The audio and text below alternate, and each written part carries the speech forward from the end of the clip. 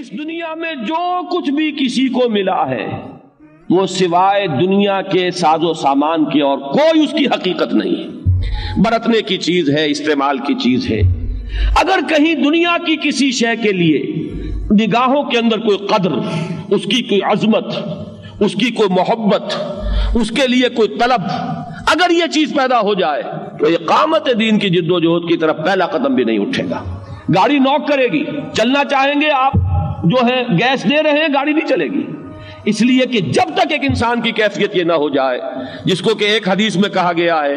کہ دنیا و ما فیہا مچھر کے پر کے برابر نظر آئے، یہ بات جو حضور نے استعمال فرمائی کہ اللہ کی نگاہ میں اس دنیا و ما فیہا کی حیثیت مچھر کے پر کے برابر بھی نہیں ہے، اگر ہوتی تو وہ کسی کافر کو یہاں سے ایک گھونٹ پانی کا بھی نہ دیتا۔ یہاں کافر ہے اور دنیا میں عیش کر رہے ہیں، مزے کر رہے ہیں، ساز و سامان ہے، لمبی لمبی کاریں ہیں، مشرکین ہیں، اللہ کے باغی ہیں، اللہ کو گالیاں دینے والے ہیں، شریعت کا مذاق اڑانے والے ہیں، استہزاء کرنے والے ہیں، سنت کا مذاق اڑانے والے ہیں۔ دنیا میں ان کے لیے ریل پیل ہے، ساز و سامان ہے، کوٹھیاں ہیں، کاریں ہیں، کیا نہیں ہے۔ معلوم یہ ہوا کہ اللہ کا، اگر یا تو یوں کہیے کہ اللہ کو ان سے پیار ہے، ان سے محبت ہے، اللہ نے اتنی قیمتی چیزیں ان کو دے دی ہیں۔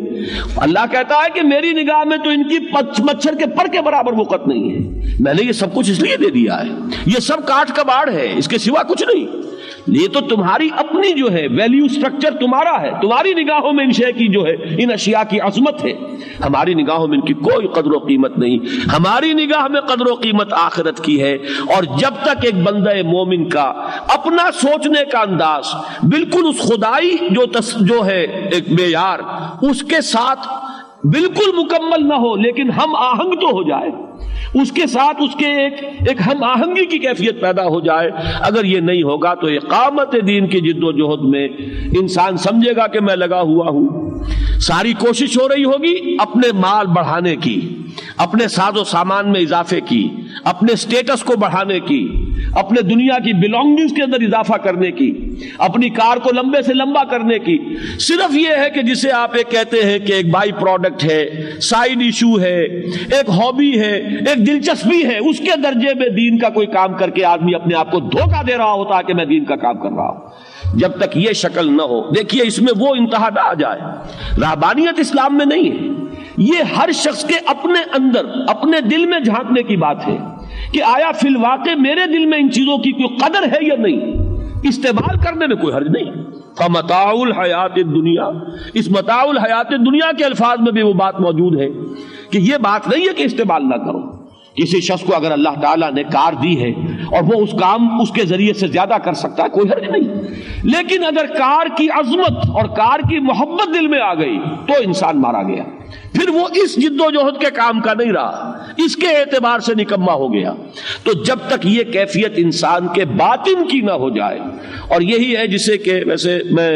بعض حضرات مجھ پر اعتراض کیا کرتے ہیں کہ تم میرے پاس آتے ہیں بڑے لمبے لمبے خطوط، تم نے حضرت مسیح کے بارے میں یہ کہہ دیا، تم نے انجیل کے بارے میں یہ کہہ دیا، لوگ گمراہ ہو جائیں گے۔ تو میری بات اصولی طور پر جان لیجئے، میرے نزدیک جہاں تک تو شریعت کا تعلق ہے حلال اور حرام، اس میں کہیں سے دلیل نہیں لا سکتے سوائے کتاب اور سنت کے، لیکن حکمت کا جہاں تک تعلق ہے اس حکمت کے بارے میں تو حضور کی اپنی حدیث ہے، الحکمت ضالۃ المومن هو احق بها حیث وجدها، مومن کی گمشدہ متاع کے مانند ہے، جہاں سے ملے لپٹ کر لو۔ وہ اگر آپ کو حکمت جو ہے، آپ کو معلوم ہوگا سقراط نے کہا تھا جب اس سے پوچھا گیا تم نے عقل کس سے سیکھی، اس نے کہا میں نے بے عقلوں سے عقل سیکھی۔ ان کے رویے کو دیکھ کر جب مجھے محسوس ہوا ایک شخص یہ کام غلط کر رہا ہے تو تنبیہ ہو گئی مجھے کہ اب میں یہ کام نہیں کروں گا، لہذا میں نے تو بے عقلوں سے عقل سیکھی ہے۔ اس اعتبار سے اپنے ذہن کے دروازوں کو بند نہ کیجیے، حکمت اگر انجیل میں ہو، حکمت اگر بائبل میں ہو، حکمت اگر اپنشد میں ہو تو مجھے تو کم سے کم ان سے بھی کوئی اعراض و انکار کی بات نہیں۔ تو ایک لفظ اصل میں بیان کرنے لگا تھا جو ہندو فلسفے میں آتا ہے کہ کمپلیٹ ڈیٹیچمنٹ کے معنی کیا ہے؟ اپنے آپ کو مکمل لا تعلق کر لینا۔ ایک لا تعلق ہے دنیا کی لذات سے کنارہ کشی، یہ رہبانیت ہے۔ ایک یہ کہ دلی تعلق اس سے منقطع ہو جائے، جو چیز جائز ذریعے سے، جو چیز اللہ تعالیٰ دے رہا ہے، ایک بالکل نارمل طریقے پر آ رہی ہے، آپ کی جد و جہد تو ہے ہمہ تنظیم کے لیے، لیکن اس کے باوجود اللہ تعالیٰ آپ کو اگر کوئی چیز فراہم کر دیتا ہے تو اس سے استعمال کرنے سے کترانا یہ رہبانیت ہے. اس رہبانیت کی ہمارے دین میں نفی کی گئی ہے. لیکن خود اس کا جویا بن جانا، متلاشی بن جانا، اس کے لیے قدر و قیمت دل میں ہونا، اس کے حصول کی جد و جہد کرنا، یہ وہ چیز ہے کہ اگر یہ کسی درجے میں بھی موجود ہے تو پھر آپ ایک عام مسلمان جو حلال اور حرام پر کاربند رہے، وہ اس درجے میں تو آپ مسلمان رہ سکیں گے، اقامت دین کی جد و جہد نہیں کر سکیں گے. اس کے لیے شرط لازم ہے کہ آپ کے ذہن کا، آپ کے سوچ کا، آپ کی نفسیاتی کیفیت جو ہے وہ اس سانچے میں ڈھل چکی ہو. فما اوتیتم من شیء فمتاع الحیات الدنیا، جو بھی کچھ تمہیں دیا گیا ہے. اور شیئن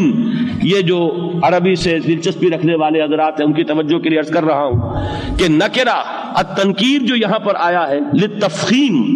کہ بڑی سے بڑی شے، بڑی سے بڑی کار، بڑے سے بڑا بنگلہ، بڑی سے بڑی کوئی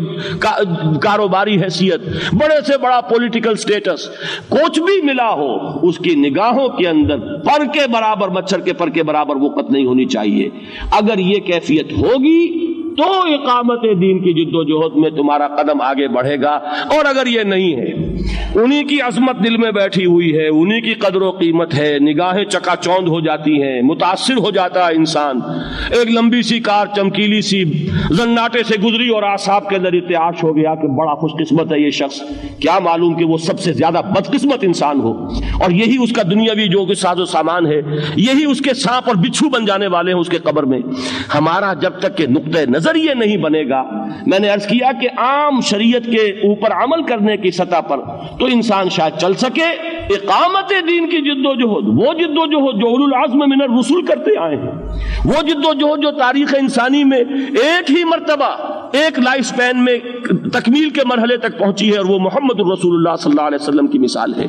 اس جد و جہد کے انسان کام کا نہیں ہے جب تک کہ یہ صورت پیدا نہ ہو جائے. اپنے گلے انسان گریبان میں جھانکے، کسی اور کو نہ اس پیمانے پر ناپنا شروع کیجیے گا. یہ سارا انٹروسپیکشن کے لیے ہے، درون بینی کے لیے ہے، اپنے اندر جھانکنے کے لیے ہے. فما اوتیتم من شیء فمتاع الحیات الدنیا وما عند اللہ خیر وابقی للذین آمنوا وعلی ربہم یتوکلون.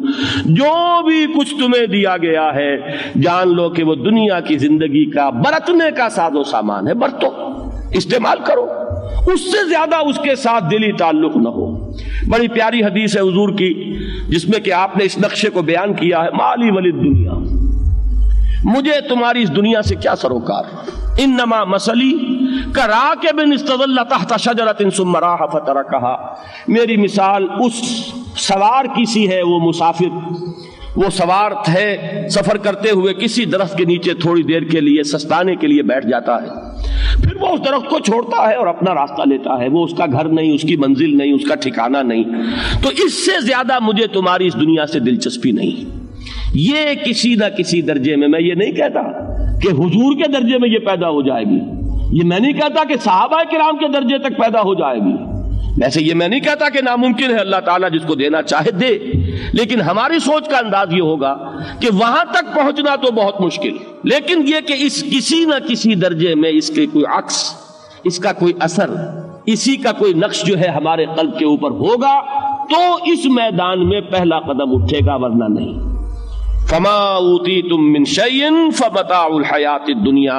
وما عند اللہ خیر وابقی للذین آمنوا وعلی ربہم یتوکلون. جو کچھ اللہ کے پاس ہے وہ بہت بہتر بھی ہے اور باقی رہنے والا ہے. کن کے لیے؟ جو ایمان لائیں اور اپنے رب پر توکل کرتے ہیں.